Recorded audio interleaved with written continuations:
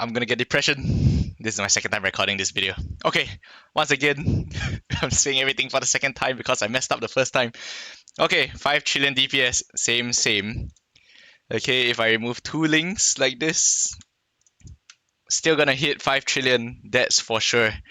Okay, there we go. We're still hitting 5 trillion. Okay, so the damage is definitely not too bad. Okay, this video is to explain what is going to scale the build. Okay, the infinite blinking is just one part. Okay, it's not gonna carry all your damage. Okay, but this is where this will come out. Okay, these are the main things that are going to scale the build's damage. Okay, first of all, it's a cicada build, right? So where we get our flat damage from is from our chest. Okay, it converts ES into flat damage.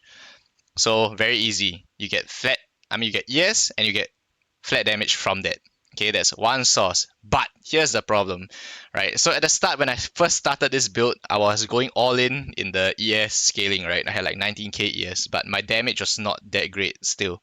Okay, so this is why you need multiple sources of damage scaling if you want to hit trillions of damage. Okay, that's the important thing. Like going all in into a single factor is probably not going to get you to trillions of damage. Okay, so that's one thing. Okay, ES equals damage, but not too much, right? 11k, 12k is enough flat damage. Okay, around there. Okay, fervor effect. Many builds are scaling fervor, so this is quite standard. So you have Ghost Slaughter. You do not need a priceless version of this. You can farm it yourself using God of War, like something like this. Okay, it's just that it's going to be account bound and you can't craft have fervor on it. Okay, so this is just a late game upgrade if you want to. It allows you to take one more talent, which I'll explain later on. Okay, so same thing for boots. If possible, get a corroded version of this mod. But I mean, yeah, eventually I will like double corrode this or something. Okay, and hopefully if you elevate this or corrode this, that's going to be a lot better. Okay, lastly for fervor, we have double fervor effect chaotic ending. I know that this is not the easiest thing to get. Okay, if you want to, you can just farm watches and you get a lot of rings. Like I deleted, don't know how many inventories of rings. I did end up getting a second fervor. Okay, in fact, I've got a second fervor effect, double fervor effect. Okay, so this is definitely possible to get. It's not that out of reach. Yeah, fervor effect. Okay, next on the list, we have skill levels. So surprisingly, skill levels did add a reasonable amount of damage as well.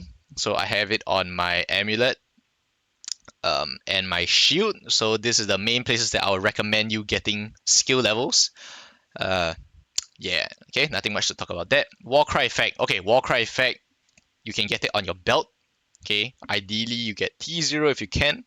You can get it on your shield and you can get it on your pedigree, right? Formless gives you another 100% additional Warcry effect. So this is another source of damage for you. Okay, stats. I did not spec into stats at all, but it gives quite a lot of damage, right? So if I were to look at this, each point actually gives you 0.5 additional skill damage. So having 400 stats is like 200% additional damage, right? Which is pretty big if you think about it. So just try to get this wherever you can. I have it on my ring, my prefixes. I have it on my weapon. That's pretty much it actually. Don't really have it anywhere else. And my belt. Yeah. So these 3 slots I have stats, but of course, feel free to mix and match wherever you can get all of these. Okay, and obviously crit damage. This is a generic thing for almost every build that's not dot. Okay, we want crit chance and crit damage everywhere. So one thing to take note of is if you have a lot of fervor effect, you don't need to care too much about crit chance, right? But if let's say you don't do fervor, like a lot of fervor scaling, then you may want to invest into more crit chance somewhere on your skill tree or things like that. Okay, so a lot of things you can mix and match. Is really up to what is missing in your build. Okay, so all of this is just a checklist on what you can swap around, right? Or where you can potentially find more damage. Okay, aura effect, again, generic. If you can get aura effect, it is damage, right? It's another source of scaling. Double damage you can get on your amulet, you can get on your weapon, right? So I have about like 40%, more than that, because for Focus Blessings will give you, I don't know how much more double damage. I can't remember if it was 2% or 4% double damage chance per Focus Blessing, but yeah, chance to do double damage. Why not? Again, more damage. Okay, now we go into more specifics, right? So I have this Dream Crafted mod. Okay, it says triggers Bull's Rage when there are nearby elite enemies. Because of this, I do not have it on my skill bar. Okay, so here's the thing: if you don't have it on your helmet, you just add it onto your skills. Okay, you have to mix and match what you have and don't have, right? Maybe remove Focus Impact, right? Just remove this, put in Bull's Rage. But honestly, I like this fervor effect. Um, yeah, because I have more fervor effect, if I didn't have that helmet, I would replace this for Bull's Rage, right? If let's say I don't have fervor effect on my gear, I don't have a double fervor ring, then I will put in focus impact so I scale more fervor this way. You get what I mean? The more of something you have, the less effective it becomes. So you just want to have a spread of all the different types of scaling that this build can have, right? To have the greatest effect. Okay, same thing for curse, right? Before this, I was using a what you call that, the early damage curse ring implicit, right? But since I wanted to get stats, I had to make a new ring, and because of that, now what do I have on my skill bar, right? I have early destruction here. See, you can just mix and match everything that you have. Okay, so the good thing about having a curse here is that I can have about 100% additional curse effect, which again is a lot of damage, right? Like this curse is very strong. Okay, what else do I have to talk about? Just mostly it. For how you scale the damage, I'll just quickly talk about all my talents and all that. This is a cheat death, pretty good when you have not that much health, right?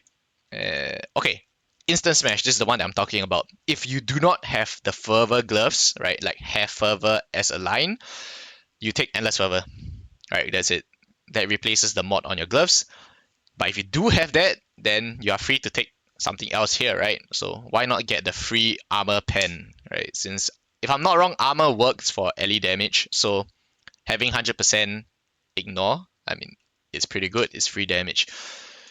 Okay, same thing for this. So centralize, from what I understand, this is quite a big defensive boost. Like this is more damage, right? Sprinkle is more damage. But centralize, right? It says first it helps you generate fervor rating.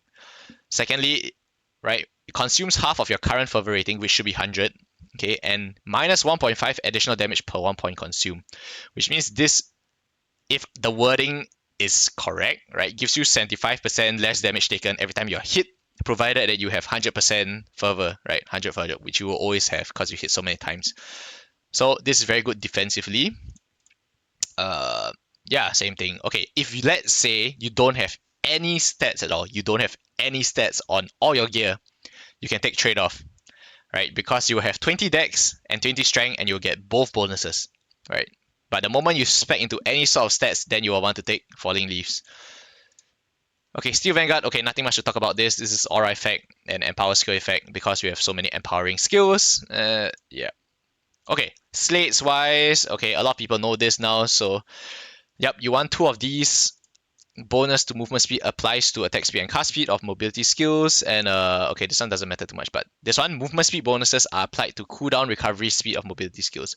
So this bottom line applies if you are using Whirling Blades or Spiral Strike or whatever it's called. This top part applies when you are using Blink, right? It's how we have, like essentially zero cooldown on your Blink. Look at that, right? Like essentially zero cooldown on Blink. Okay. What else do I have to talk about? Yes, okay. And then I have one skill effect, duration, deception. My states are not that great. Okay, it's very easy for you to get better states than this, but yeah, this is what I have. I will change this eventually once I upgrade more things, I guess. Like I want to get a better pedigree.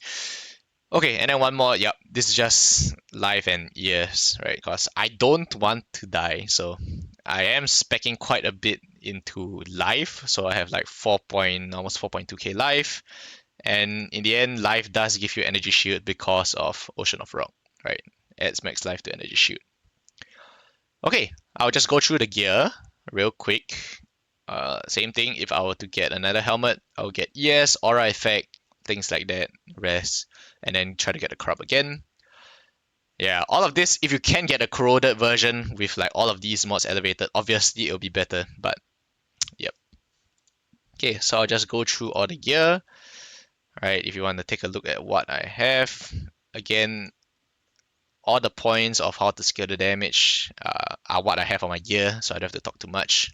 I mean, of course, if I can remove this line, right, if I elevate the pen and remove this line, I can get another source of damage here, but this is what I have for now. Farewell Desire. Okay, so why is movement speed good, right? Why do you want to continuously blink? One is you get a lot of mobility from it, right? Like being able to just blink around is fast. That's one. Feels like Flicker Strike. Second thing is your hero trait. Okay, first you can have a relic, right? It says additional attack speed for movement made during multi-strike. Okay, that's one. Second is here. You get attack speed for every movement, 1 meter of movement made during multi-strike. Okay, this is the main sources, I guess, of why it helps with the damage. It's not going to be very, very, very significant, right? But it is some sort of damage, right? So you don't need to use the blink tag, right? Like if you wanted to, right? This is another setup that I was doing if I was lazy, right? If I do still attack and I replace multi-strike here with, let's say, periodic burst, okay? Something like that, right? Like now I get to blink around. I'm still going to hit 5 trillion, right? Is it going to be as consistent? Not really, but right, it's still gonna hit a reasonable amount of damage, right? Because being able to blink non-stop means you're proccing the additional attack speed like all the time, right? But this variant basically gives you a lot more control, right? Gives you a lot more control.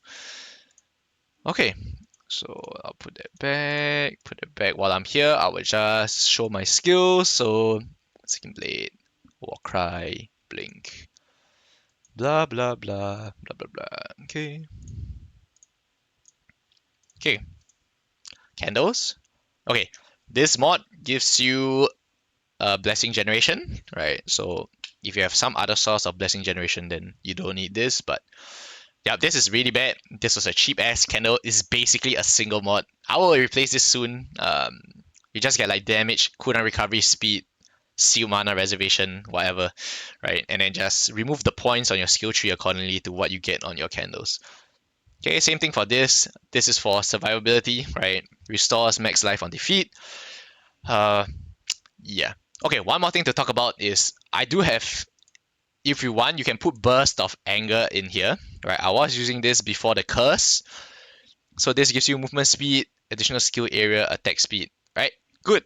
But look at this line, right? Receives persistent physical damage equal to 2% of the sum of your max life and energy shield every second, which means you're going to be taking so much damage every second combined with Ghost Slaughter, which is a pain in the ass. And I hated it because sometimes you will die if you have nothing to hit around you to life regain, right? Or to life steal. Okay, so that's why I removed Burst of Anger completely, right? But this is another source of damage that, you can have, right? It's an empower skill as well. Okay, but I hate the degen. Pain in the ass, so definitely not doing that anymore. Right, and the damage is still fine. Right, so yeah, doesn't matter if I've dropped pets, right? I'm still gonna be hitting 5 trillion. Doesn't matter, damage pets, drop pets, whatever. Okay, I think that's all I have to talk about. I think I have pretty much showed everything, including my traits. Yeah, so obviously butterfly hunting non-prototype is gonna be better. Yep. Okay, I think that's all. Movement speed. Why movement speed is good as well is, I mean, here 240% increase and decrease in movement speed is also applied to attack damage. So movement speed equals damage. Easy, easy, easy. Okay, I think that's all. If there's anything that I left out, I'll probably have to answer on stream or I'll put it in the description of the video. Okay, thanks for watching. Bye bye.